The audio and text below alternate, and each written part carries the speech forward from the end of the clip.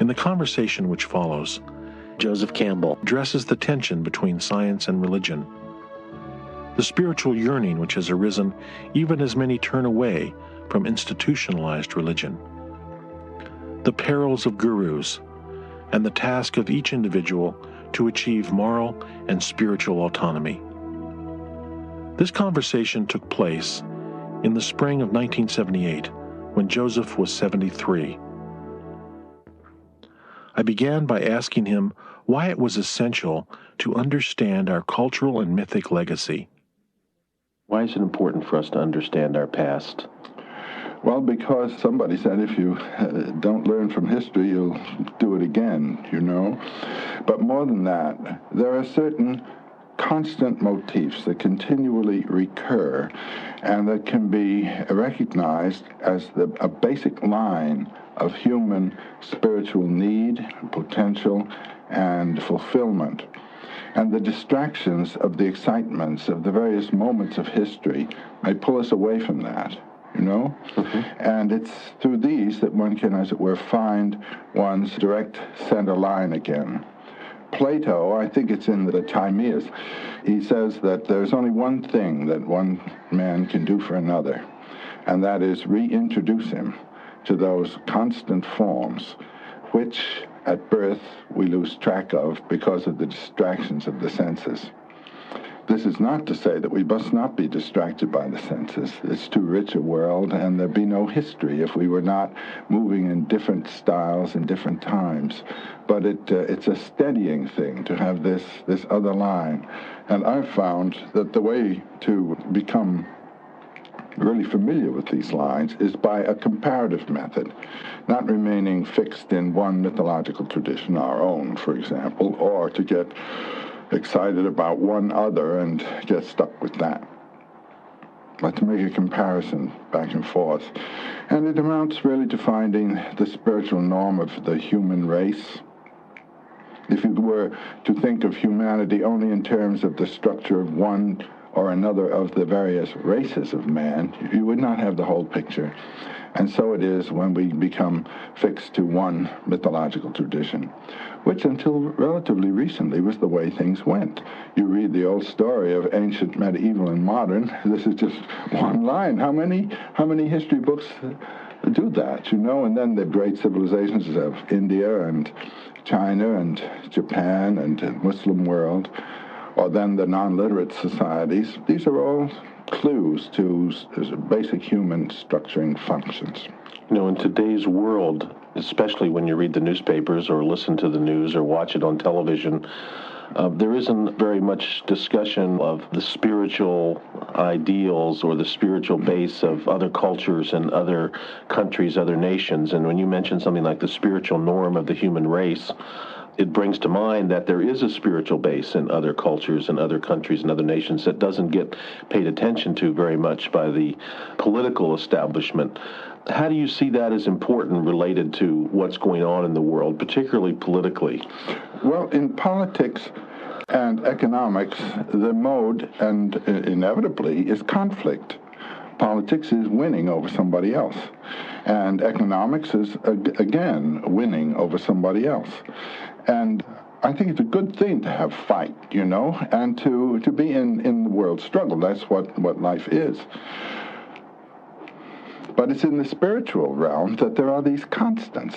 It's a shame that typically there has been a fight in the spiritual realm also, namely our religion is the true one and these other people are pagans or infidels or whatnot.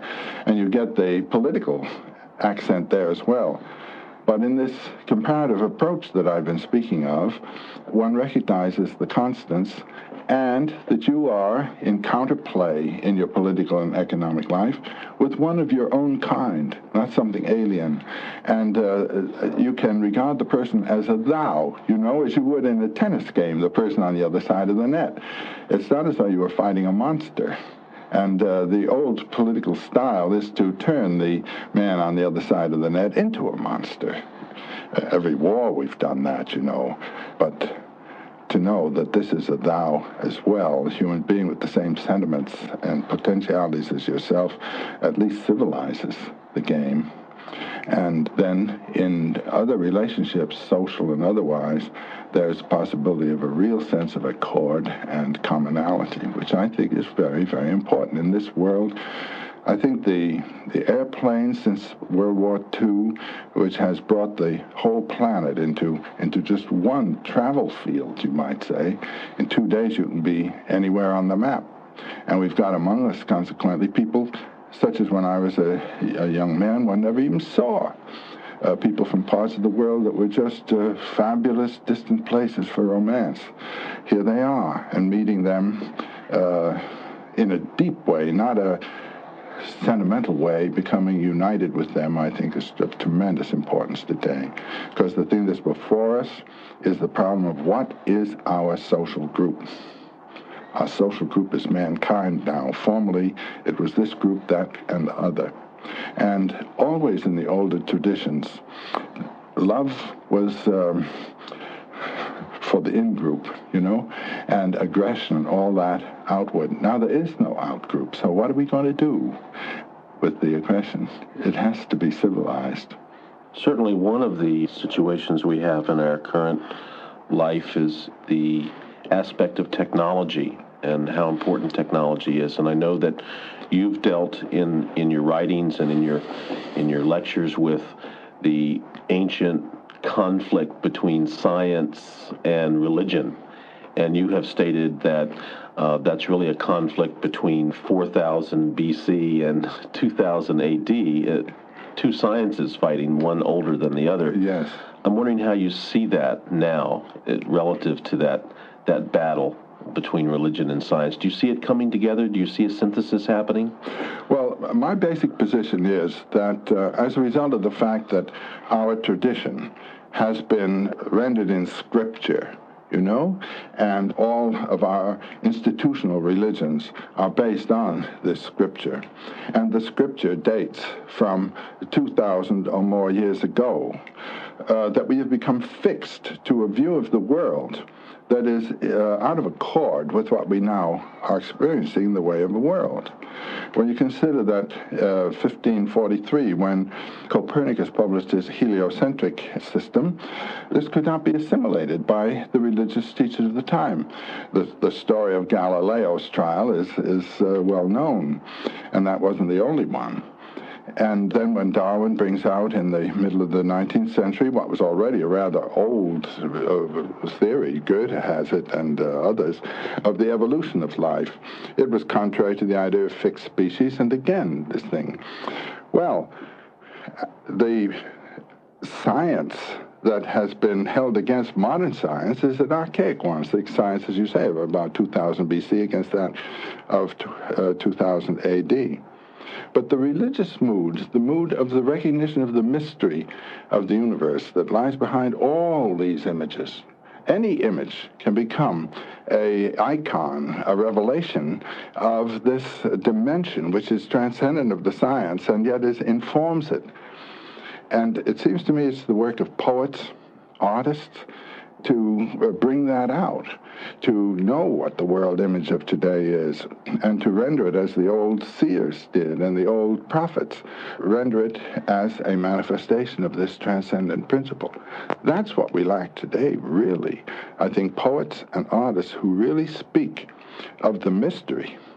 There's been so much social criticism in our arts, and satire and all of that, which is just 1 degree, even this side of the positivism of science, that the other function of the poet of opening the mystery dimension has been, except for certain really great exceptions, forgotten. I think that what we lack, really, isn't science, but poets and people to reveal to the heart what the heart is ready to recognize, namely this mystery. We don't seem to do that very much in our culture. Well, it's the worst here in the United States. When you go to France, there are streets named after their poets. We have them named after generals and things like that. This is a curious thing about our country.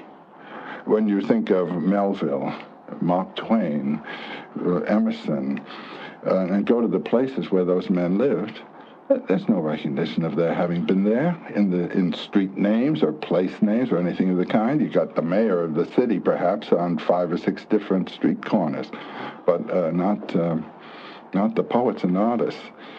What does that reflect? It reflects, I think, a businessman's mentality. That's what's running and has run and has made this country. It's a curiously unartistic country in its common character, and yet it has produced some of the really greatest artists of the century. And they're not recognized publicly. Those that are recognized publicly are the razzle-dazzlers that come across in the popular media, you know. Hollywood. Yeah, that sort of thing. People fatuously falling on their faces before some marvelous movie actor or something like that. But the poet, the artist, and it isn't as though we didn't have poets and artists. I think, for instance, in California, Robinson Jeffers is one of the really great poets of the century. And when I mention him, and I frequently do, because particularly that Roan Stallion, to me, was a revelation, people don't even know his name. But when they read the lines that I cite, they recognize a poet. It's curious. Joseph, in a book entitled Myths to Live By, you wrote, "What we all today surely recognize is that we're entering one way or another a new age, requiring a new wisdom. Such a wisdom, furthermore, as belongs rather to experienced old age than to poetically fantasizing youth, and which every one of us, whether young or old, has now somehow to assimilate. Moreover, when we turn our thoughts to religion, the first and most obvious fact is that every one of the great traditions is today in profound disorder. What have been taught as their basic truths seem no longer to hold." End of quote. And I also want to quote a recent Gallup survey, I think, which showed that there was a turning away from institutionalized religion, and yet there is a tremendous upsurge in the search for the ultimate. Could you go into that in a little more depth? There's an analogy to the present situation in the history of our American Indians in the 19th century. The 70s and 80s of the last century, the buffalo were wiped out, so that the wheat fields of the advancing white man could go out into what had formerly been the buffalo country, and so that the iron horse, the railroad train, wouldn't be interrupted by millions of buffalo, and also so that the food supply of the Indians would be removed and they'd have to go into the reservations and accept the handouts of the United States government. As a result of that, the essential social religion, social cult, which was centered on the buffalo. The buffalo was the animal master and was the principal sacrificial victim, the animal that was the food supply, killed, returned to the earth in ceremonies so that it could return again. This animal was gone, and the old religion of the buffalo was gone. In that wonderful book of Black Elk Speaks, part of his vision was the end of the buffalo age and the coming of the tree, you might say, the agricultural time. It was when the social religion dissolved that way and the object of the cult disappeared that the peyote cult came up from Mexico and overwhelmed the plains cultures.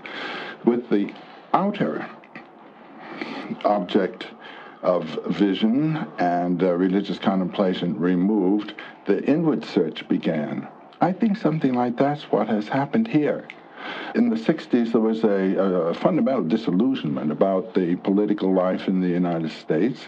Also, a disintegration of the religious position. Look what happened to the Catholic Church, with Vatican II, with the turnover there and the unsettling. The turn inward comes along. And I think it's that inward search that is dominant today. I noticed that I've been receiving advertisements for a series of books being published by the Paulist Press. Now, that's a Roman Catholic press. A series of books on Western mystics and translations of mystics whom you couldn't find in bookstores The accent had been on the institutional religion, and now comes up what might be called the Pentecostal or inward experiential side. People like Dionysius the Areopagite and Meister Eckhart and John of the Cross. Try to find those in your popular libraries. Now they're going to be published. And the advertisement said that the 60s was for Oriental mysticism and the 70s is going to be for the Western. Well, here's an influence now being accepted by an institution that traditionally has been a little bit disturbed about the mystical, because there one comes in touch with the mysteries alone, on one's own, inwardly, whereas the institution has been officially the one purveyor of the grace of the divine salvation. It's another kind of religion. There's a difference between dogma and the experience. Yes. And all this thing about the mysticism of track, running, and the rapture and ecstasy in sexual experience and all. These are all mystical. These are all related to the loss of ego, its tenacity, do you see, yielding to a larger, breaking open, as it were. That's what mysticism is, and these are the foregrounds. These are the shallows of that depth. What about the desire on the part of literally hundreds of thousands, even millions, to pursue a master teacher, a guru? Is that something that's gone on over the centuries? Yes, and I think that is bad news. I really do. There's one quotation I ran into in a medieval text, The Quest del Saint Graal, which I have frequently quoted in my lectures, and I don't know whether I've ever published it in a book. I think not. But I ran into it some years ago, and it just hit me like a bullet as being the essence of what I would call the European or Western spirituality. The knights of King Arthur's court were seated at table, and Arthur would not let the meal be served until an adventure had occurred. And indeed an adventure did occur. The Grail itself appeared, carried by angelic miracle, and covered, however, with a cloth. And everyone was in rapture and amazement, and then it withdrew. And then Arthur's nephew, Gawain, stood up and said, I propose a vow. I propose that we should all go in pursuit of this Grail to behold it unveiled. And it was determined that that is what they would do. And then occurred these lines that seemed to me so wonderful. They thought it would be a disgrace to go forth in a group. Each entered the forest at the point that he had chosen. He had chosen, where there was no path and where it was darkest. Where it was darkest, then there was no way or path. Now, if there's a way or path, it's someone else's way. And the guru has a path for you. He knows where you are on it. He knows where he is on it, namely way ahead. And all you can do is get to be as great as he is along that way, which he knows. This is a continuation of the dependency situation of childhood. Maturity consists in outgrowing that and becoming one's own authority for one's life. And what seems so romantic in the West to Oriental people, this quest for the unknown. What is unknown is the fulfillment of your own unique life, the like of which has never existed on the earth. And you're the only one can do it. People can give you clues, how to fall down and how to stand up, but when to fall and when to stand and when you are falling and when you are standing, this only you can know. And to do it in the way of your own talents is the only way to do it. Now, if one goes out for athletics, the coach doesn't tell you exactly how to hold your arms. He watches you run and sees how it is and then tunes you up a little bit. It's your way, and that's the way of the whole life, it seems to me. This is why I don't think the guru thing is as great as it's supposed to be. It's an Oriental idea where the uniqueness of the individual is utterly disregarded. I think I'm right there. I've spent a long time with Oriental studies. I see nothing that does not say each has the law of his caste or his tradition or his church or whatnot to follow. There's never any indication that you've got it right in yourself and that no one knows. Yeats, in A Vision, speaks of the two masks, as he calls it, that a life wears. The first is the primary mask that the society has put upon you, the technique of life that the society puts on you. But at adolescence, the individual has a sense of a potentiality within himself that has to throw off that mask and find what Yeats calls the antithetical mask, the mask contrary to that of the society. And then comes that struggle so characteristic of youth in our society. In a traditional society, you're not allowed to follow the antithetical. The primary is there like a cookie mold on you. But here comes this struggle. Now, if the family or society opposes that, it becomes rather fierce. But a yielding, a gradual yielding with care to the learning on the part of the young person of what his own footsteps can do for him. This is the proper way. And then you watch the trajectories of the different lives in different directions. So I'm not for the guru thing. No. It's simply the transfer of the submission to the father to a father for your adulthood, which means you're not growing up. Mm-hmm. Similarly, the psychoanalyst does that a good deal. The whole idea of a transfer. What do you transfer to the analyst? You transfer all the parental systems of relationships. So you're still bound. You're still a submissive and dependent person. When you talk about maturity and adulthood, I think of something Christ said, you must become as a little child to enter the kingdom of heaven. Let's juxtapose that with adulthood and maturity. How do those two come together? I think what he's talking about is the spontaneity. I think the answer to this comes from Nietzsche in his Zarathustra in the introduction. It's curious to bring Nietzsche in as the one for Christ because typically he's thought to be the Antichrist, He thought so himself a little bit, but these are two great teachers, and great teachers frequently say similar things in different languages. Nietzsche says there are three stages of the spirit.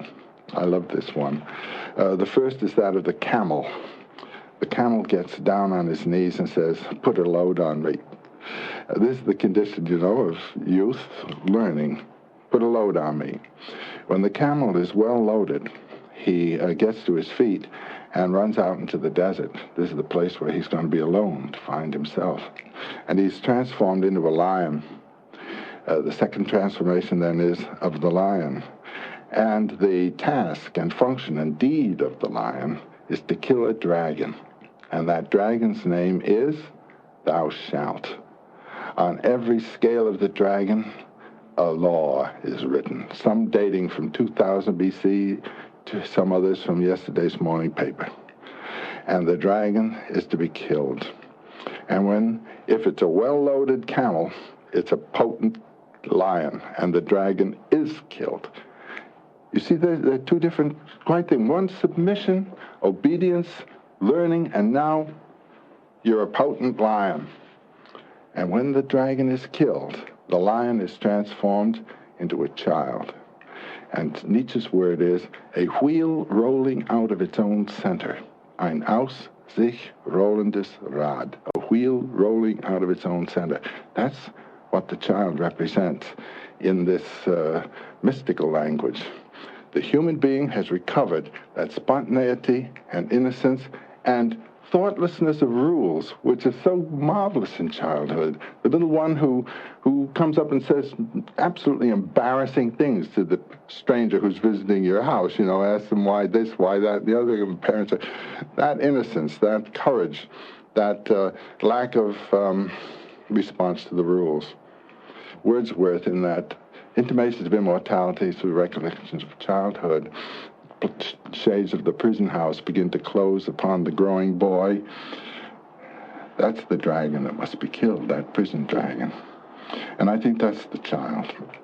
Not the obedient child, but the innocence of childhood and the spontaneity and courage to live its impulse. Do you have any thoughts on how we as individuals might get in touch with that child that lies within us? By killing the dragon thou shalt. By not choosing to live by other people's rules? Right. Yeah.